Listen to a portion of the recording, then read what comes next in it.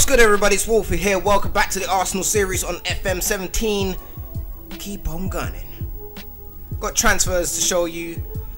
Got the squad to go over. Let's do this. So the first player to go out was Chuba Akpom.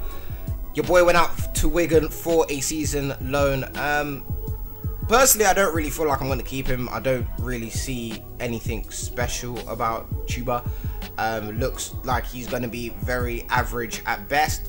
So, depending on how well he does at Wigan, obviously would determine his value. But I'm definitely going to be selling him when he comes back. But to loan him, to sell him straight off the bat without even seeing how good he will be at another team, because you never know, this motherfucker might just bang in like 26 goals. I'm lying, he won't do that, but still.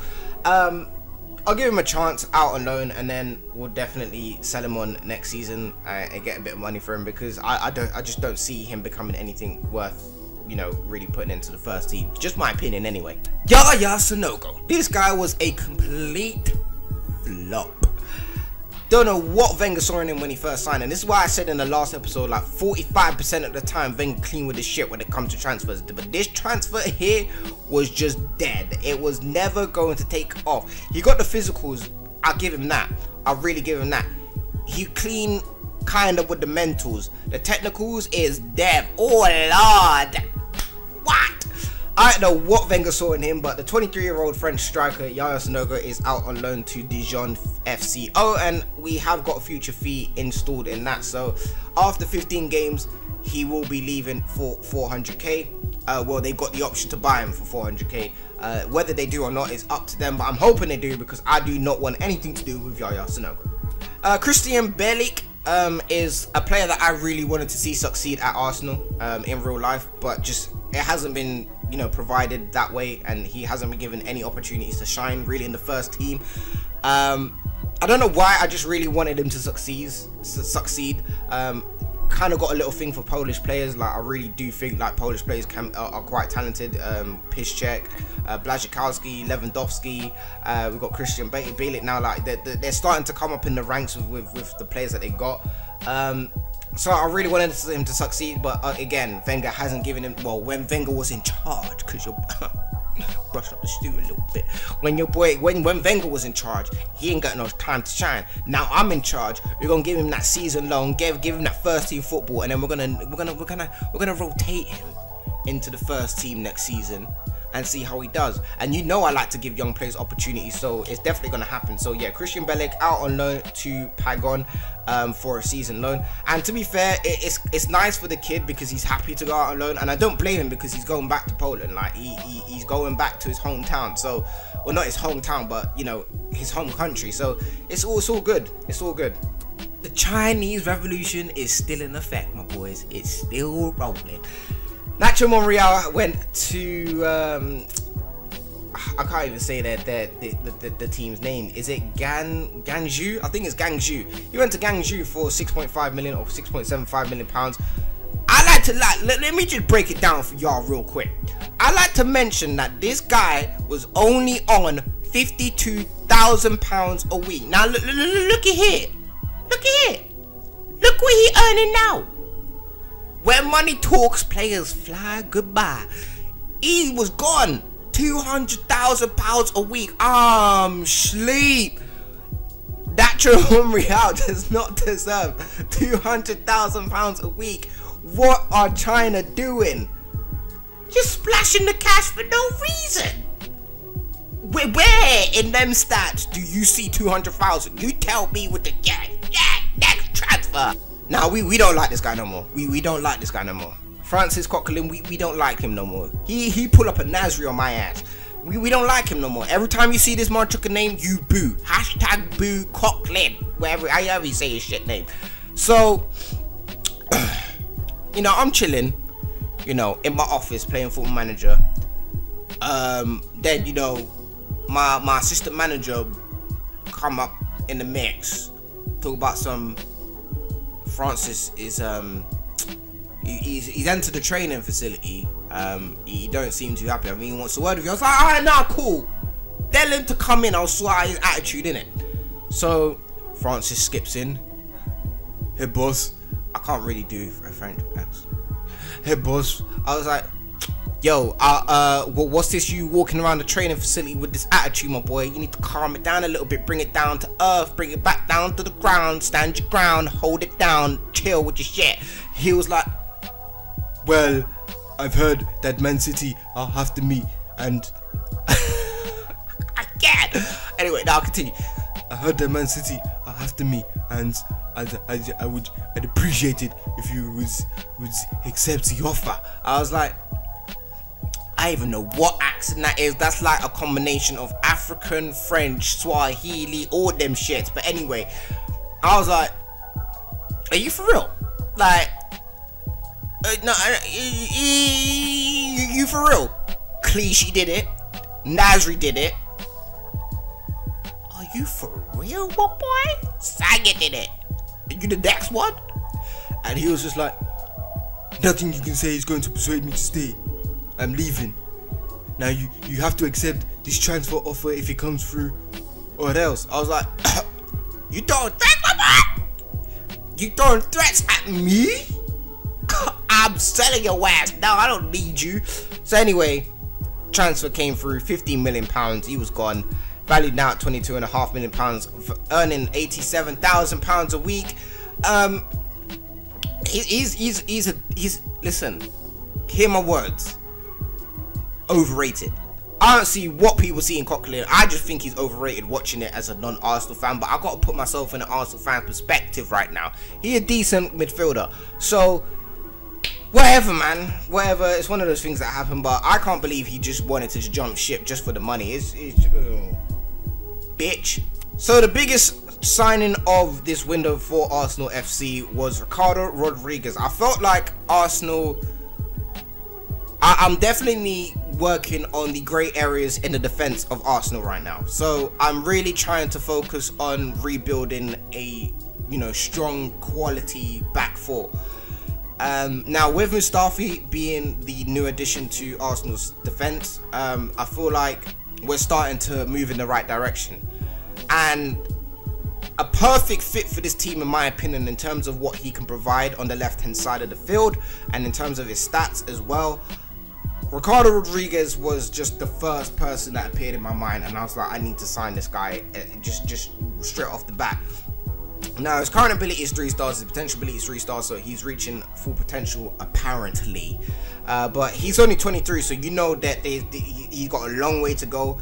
Their mentals are obviously going to improve a lot. Physicals, he's going to get stronger as well as he gets older. And it's nice to see that he's got good natural fitness, because that means he's going to be around for a while. So I think Ricardo Rodriguez is a beastly signing for Arsenal FC. £27 million, considering he's valued at like 15 or something, 50 million, it isn't that much, but it's still a lot more than I wanted to spend. My scout came back and said, we could probably get him for 22.5 million, between 22.5 million to 36 million. So I put 22.5 million. Wolfsburg straight up said, no, bitch. 30. I was like, you're right. Like, 30. Come on, man. I dropped that down to 28. It was like 29. Dropped it down to 27. They accepted. So there is your transfer. He's earning 150k a week. So yeah, all good in the hood. A big fan of Ricardo Rodriguez. I've seen what he can do in real life. I've seen what he can do on FM. So it's positive all around. You lot thought I was just bigging up this guy just because I had the series with him. You lot thought just because I was Ajax, I was trying to big up Goodell. No, Goodell's in the shit! Fuck you talking about? Listen, Goodell is the shit. Listen, he is. I don't know why, but I know why, because he's good with his shit. But he is so underrated. He is so underrated. And not only that, I'm kind of adapting that kind of, Louis van Gaal, Mourinho, Pep Guardiola-esque philosophy transfers, yeah, where you don't need to sign players you don't oversign, you just fill in the gaps in the team, and that's what I did. Coquelin left, we got Nemanja Gudelj in the squad, looks very good, he's only 24 as well, still got time to improve. Can you imagine when this Marchuka is like 28, their mentals are gonna be disgusting. So yeah, we didn't pay that much for him. We paid like 8.5 million for him. I believe. We'll check that history real quick. 8.5 million it was. But I just really like Gudelj. We did go in for Klassen because I know Klassen can play in the centre of midfield as well as attacker midfield. So that would have been a nice signing for versatility. But he opted to go to PSG, Sideman. So we lost out on that. But it's all good. It's all good. Gudelj still do the job. He was definitely the person I had next in line. But Klassen is definitely, in terms of like his mentals and even his physicals, Klassen is definitely the better player. But Gudelj is still clean with his shit. And as I said, whatever team you are, especially if you're using a mid-table side, or a lower table side, what am I talking? I can't talk. If you're using a mid-table team or a bottom division team in the Premier League and you've got over £10 million to spend and you need a midfielder, here you go, right there. So we're only on the 13th of August, so we've still got a few more weeks left in the transfer window, so there are still some more signings to be made. So far we spent 35.5 million pounds with the 2 signings we made, and we've only recuperated 22 million pounds. But you know, as I said, the window isn't shut, and there are definitely some players I'm looking to get rid of, so don't you worry about that. Probably see a few more transfers with transfer deadline day approaching as well. Another 2 players to mention before I cap off this episode. Gonzalo Maroni looks like, you know, when Full-Time FM said, you know, oh, he looks like the next Messi, I thought this motherfucker was chatting complete nonsense. I was like, who? And then I saw his stats. I was like, come again? What? He could very well be the next Messi. I mean, if you really focus and put your time and effort into Gonzalo Maroni, he could turn out to be the next Messi. Now, he is joining us on the 1st of the 7th, 2017. He hasn't got his work permit, but considering he's joining us next season, I'm hoping that his work permit will come through. You know, obviously, if he can play more games for his international team while he's still at Boca Juniors, that will help us out a lot. If not, we'll just have to loan him back out again.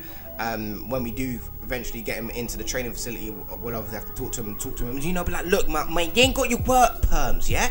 So you have to take a quick exit and then you come back next season. Now, we'll have to see what happens, but yeah, that is another signing we have made. How much did we pay for him? Like 3-point-something million, 2-point-something million? I don't even know. It's somewhere here, but it was like 2-point-something, between 2 point and I don't even know. I need to check. Now, a signing that is waiting to come through. Yes, your boy Lackey, Big Lax, Lacazette is could be on his way to the Emirates Stadium. Now, what the problem is we would have been clear through. We would have been, you know, straight in for the goal with Andre Lacazette, but no. Tottenham just couldn't let me shine for a bit, could they? And they put in a £40 million offer for your boy Lackey. Now, the problem is obviously my transfer has obviously been accepted. So as you can see there, we put in £29 million. The fee will then eventually rise up to £39 million, I believe, or £35 million. I think it's 39. Tottenham now have put in a £30 million offer, and the fee will then rise up to 40 million. So what the problem is now, let me break it down for you. This is where your boy gets smart with this shit. Let me just. So, if Lyon want the money, right, then obviously accept Tottenham's offer, because they're definitely offering them more money than we are right now. However, considering both offers have been accepted by Lyon, it's now up to Alexandre Lacazette. Talk about some Andre. So yeah, it's up to Lacazette where he wants to put himself for the next few seasons. Now, I don't know what's gonna happen, because it's been like a week and a half and we've heard nothing.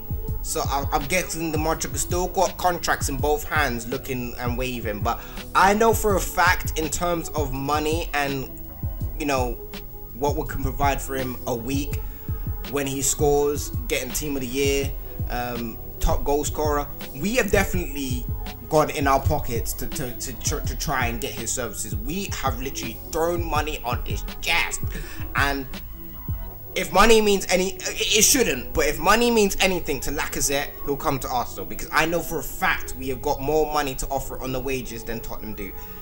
If he doesn't care about money and he cares about the history, he should still come to Arsenal.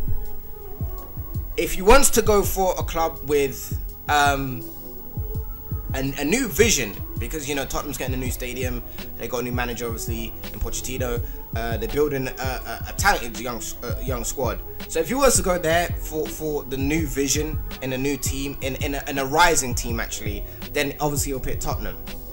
Leon are just gonna tell him to go with freaking Tottenham anyway because of the money, but we'll have to see. So that is the situation we're stuck in right now with your boy Lacazette. Hopefully he does sign, because that'll be a big signing for Arsenal, and that will definitely, you know, put us in the top 2 of the Premier League. It's gonna be a tough season, trust that.